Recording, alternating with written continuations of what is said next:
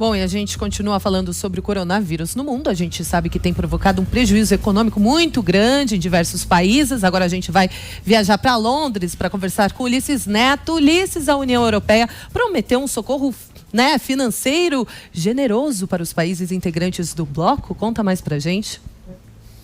É mesmo, uma fortuna, viu, Kalina? Aqui em Londres, 12h46. Antes de falar sobre o socorro financeiro, só uma outra atualização aqui da União Europeia, porque mais países continuam banindo a hidroxicloroquina no tratamento para a Covid-19, né? França, Itália e Bélgica já suspenderam a utilização da substância, porque ela, além de não ter se provado eficaz no tratamento do Covid-19, ainda traz mais riscos, né, para os pacientes. Por isso, os países decidiram banir a substância. E aqui no Reino Unido, o governo também suspendeu um teste que envolvia a hidroxicloroquina em pacientes do Covid-19.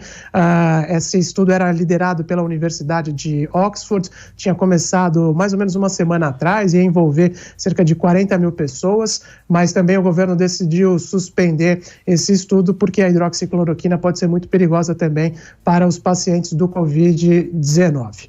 No ponto financeiro e econômico, né, a União Europeia entrou em um momento decisivo para o futuro do bloco, pelo menos no formato em que o conhecemos atualmente.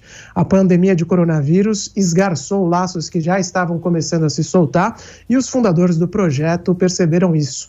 Na prática, França e Alemanha tentam responder ao desafio jorrando dinheiro para dentro do velho continente, e é muito dinheiro mesmo.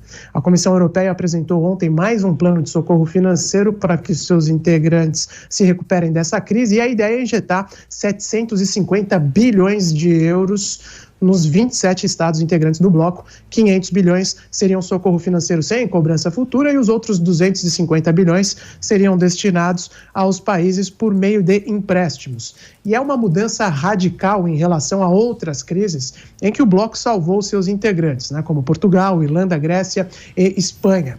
Mas na crise financeira passada, por exemplo, estes estados tiveram que adotar agendas de austeridade pesadíssimas, além de ficar com uma dívida, né? Ursula von der Leyen, que é a presidente da Comissão Europeia, afirma que o momento é de um renascimento europeu.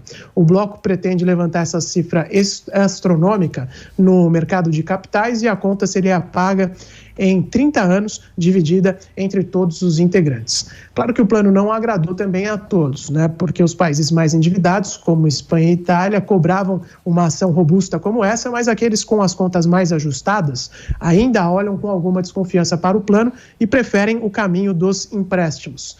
A questão central, no entanto, é que a União Europeia corre sério risco de aprofundar a desigualdade entre os países membros, né? O que por si só coloca o futuro do bloco em risco. A Alemanha, de fato, deu aula nas ações de combate à pandemia, mas é preciso lembrar que o país é de longe o mais rico do bloco, né? Tinha muito mais recurso financeiro para lidar com esse problema. E esse risco fez, inclusive, a chanceler alemã Angela Merkel, que é um grande bastião da austeridade europeia, mudar de ideia e apoiar agora esse plano de socorro. Merkel tem uma frase que é repetida ad nauseam ultimamente: a Alemanha só será próspera enquanto a União Europeia for próspera. A chanceler conservadora viu as taxas de aprovação dela e de seu partido dispararem por conta da excelente resposta dada durante a pandemia, e esse capital político vai ser crucial para que, ao lado de Emmanuel Macron, Merkel consiga convencer os outros integrantes do bloco. O pacote de socorro precisa ser aprovado por todos os países da União Europeia, preferencialmente nas próximas 3 semanas.